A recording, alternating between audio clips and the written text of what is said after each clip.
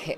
लेकिन धीरे धीरे देखिए ईरान और अमेरिका के बीच जो तनाव है अब समुद्र की गहराइयों तक जा पहुंचा है। दुनिया के सबसे अहम तेल मार्ग स्ट्रेट ऑफ हॉर्मुज में ईरान ने अपना खतरनाक अंडर वाटर ड्रोन, जिसको कि नार्वल कहते हैं, उसे तैनात कर दिया गया है। जी हां, बड़ी खबर हम आपको बता रहे हैं।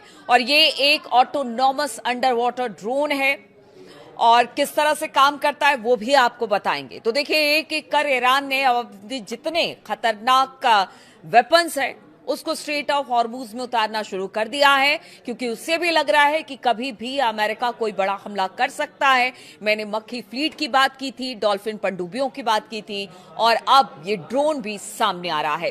जी हां, IRGC ने संकेत दिए हैं कि एक चुपचाप हमला करने वाला हथियार है और ये हथियार पारंपरिक नौसैनिक युद्ध की परिभाषा बदल देगा। यानी जितने युद्ध अब तक हुए हैं उसमें ये गेम चेंजर साबित होगा।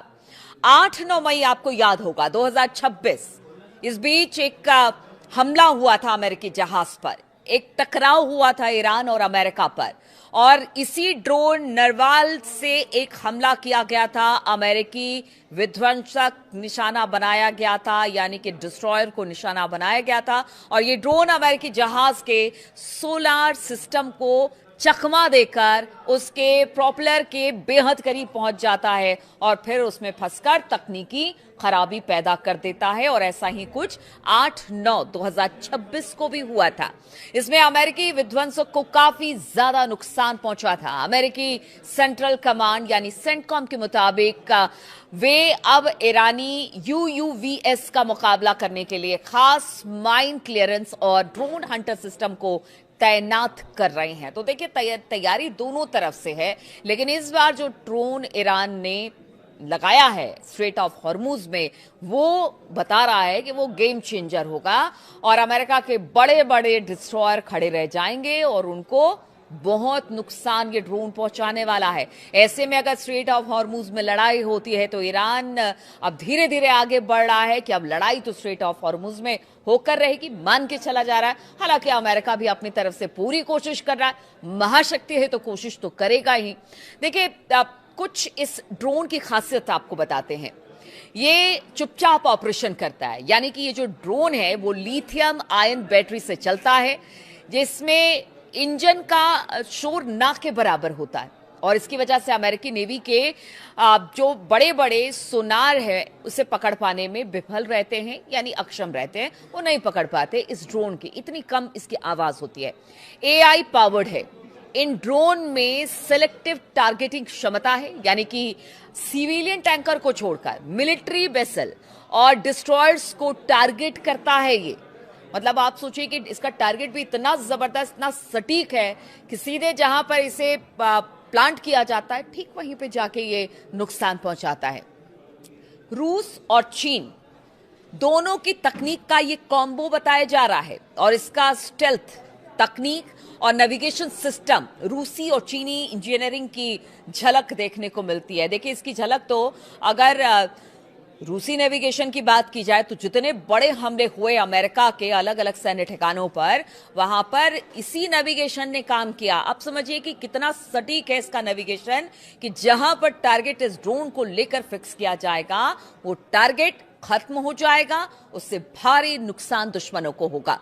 गहराई और रेंज की बात की जाए तो 300 मीटर की गहराई तक एक गोता लगा सकता है और घंटों तक समुद्र के नीचे घात लगाकर बैठ भी सकता है, यानी किसी को पता भी नहीं चलेगा ये कब अंदर गया, कब इसने दुश्मन के ठिकानों को या फिर दुश्मन के जहाजों को निशाना बनाया, किसी को पता नहीं चलेगा। स्वार्म अटैक, ईरान की योजना एक खास के साथ साथ 50 से अधिक ऐसे ड्रोन तैनात करने की है। यदि ये ड्रोन एक साथ हमला करते हैं तो किसी भी बड़े युद्धपोत या फिर तेल टैंकर का बचना लगभग नामुमकिन है। एक की बात कर रहे थे, लेकिन बताया जा रहा है कि ईरान ने ऐसे 50 से ज्यादा ड्रोन समुद्र में उतारने का फैसला ले लिया है और अगर ये एक साथ अटैक करते हैं तो अमेरिका के बड़े बड़े डिस्ट्रॉयर धाराशायी हो जाएंगे, खत्म हो जाएंगे और अमेरिका को पता भी नहीं चलेगा।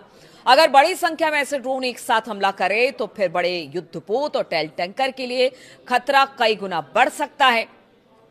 पेंटागन भी इससे डरा हुआ है। जी हां, पेंटागन ने इसे अस्थिर करने वाली कार्रवाई करार दिया है। जब उन्हें पता चला कि ईरान इस तरह के ड्रोन को स्ट्रेट ऑफ हॉर्मुज में उतार रहा है, तो उन्होंने कहा कि वहां पर अस्थिरता पैदा करने की कोशिश ईरान कर रहा है। लेकिन ईरान तो कह रहा है कि बातचीत आप नहीं कर रहे हैं, खुल के युद्ध ही कर लीजिए। अगर युद्ध करने की बात हो रही है, तैयारियों की बात हो रही है, तो पेंटागन की तरफ से कहा जा रहा है कि वहां पर हालात को अस्थिर करने का प्रयास किया जा रहा है। तो आखिर ईरान करे क्या? अमेरिकी नौसेना ने क्षेत्र में अपने अंडर वाटर सर्विलांस को और ज्यादा बढ़ा दिया है और जवाबी कार्रवाई के लिए घातक रिमोट कंट्रोल सबमरीन तैनात किए हैं। वहीं ईरान का यह कदम यह साफ करता है कि अब सीधी सीधी लड़ाई के बजाय एक कह लीजिए कि एसिमेट्रिक वॉरफेयर पर भरोसा कर रहा है, जहां सस्ते ड्रोन करोड़ों डॉलर के युद्धपोतों को बेकार कर देगी। एसिमेट्रिक लड़ाई क्या होती है आपको बताते हैं। देखिए, जब एक दुश्मन बड़ा ताकतवर हो और दूसरा थोड़ा कमजोर हो, तो फिर किस तरह से लड़ाई लड़ी जाती है, उसी को एसिमेट्रिक वॉर कहते हैं। और यहां पर ईरान और अमेरिका के साथ भी यही हो रहा है। कहां तो बड़े बड़े डिस्ट्रॉयर और कहां इनके छोटे से ड्रोन या फिर मॉस्किटो फ्लीट, और वो आप देखिए किस तरह से हमला कर रहे हैं और जबरदस्त नुकसान पहुंचा रहे हैं अमेरिका को। तो आने वाले दिन हॉर्मुज की सुरक्षा के लिहाज से काफी संवेदनशील होने वाले हैं। और ऐसे में अगर एक एक करके हॉर्मुज को सेंटर बनाकर अमेरिका भी अगर यहां पर कुछ भी ऐसा करता है, तो फिर ईरान भी उसके लिए तैयार है। धीरे धीरे करके वो अपने बेड़े में एक के बाद एक, हॉर्मुज में अगर लड़ाई होती है तो उसके लिए उसने पूरी तैयारी कर ली है। हालांकि बताया यह भी जा रहा है, खबर यह भी मतलब निकलकर सामने आई है कि 40 देश जिस तरह से हॉर्मुज से तेल टैंकर नहीं निकल पा रहे हैं, वैसे में बहुत सारे देश ऐसे हैं जिनको इसका खामियाजा भुगतना पड़ रहा है। महंगाई अपने पूरे चरम पर है, हर एक देश ने अलर्ट जारी कर दिया है महंगाई को लेकर। अब ऐसे में 40 देश बताया जा रहा है कि हॉर्मुज की तरफ आगे बढ़ रहे हैं। ऑस्ट्रेलिया ने तो अपना एक डिस्ट्रॉयर देने की बात की है ईरान से लड़ने के लिए, ताकि हॉर्मुज को खुलवाया जा सके। तो आप समझिए, एक तरफ ईरान है, अगर वाकई में 40 देश एक साथ ईरान के सामने खड़े होते हैं, तो फिर ईरान किस तरह से लड़ाई लड़ेगा, ये तो मुश्किल है। 40 देश से एक देश का लड़ना तो मुश्किल है। लेकिन ईरान ने पहले ही कह दिया है कि हॉर्मुज से देखिए निकलना बड़ा मुश्किल है। जब तक उनकी बातों को नहीं मान लिया जाएगा, किसी भी देश के जहाज बिना उनकी इजाजत के, बिना उनको भुगतान किए नहीं निकल सकते हैं। और अब तो कहते हैं कि जो भुगतान की राशि है वो ईरान और बढ़ाने जा रहा है। ऐसे में समझिए कि स्थिति और गंभीर हो जाएगी, समस्या और गंभीर हो जाएगी।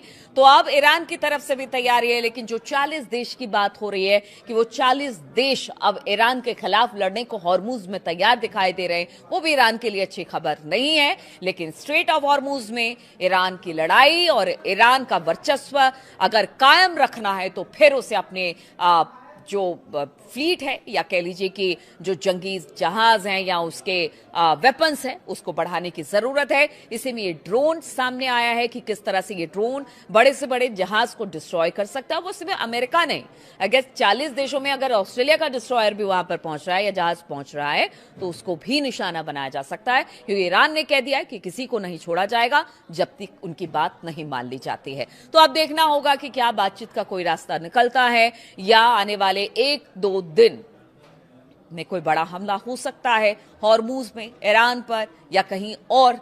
इस पर हमारी नजर बनी रहेगी। बहुत बहुत शुक्रिया मेरे साथ इस वीडियो में शामिल होने के लिए।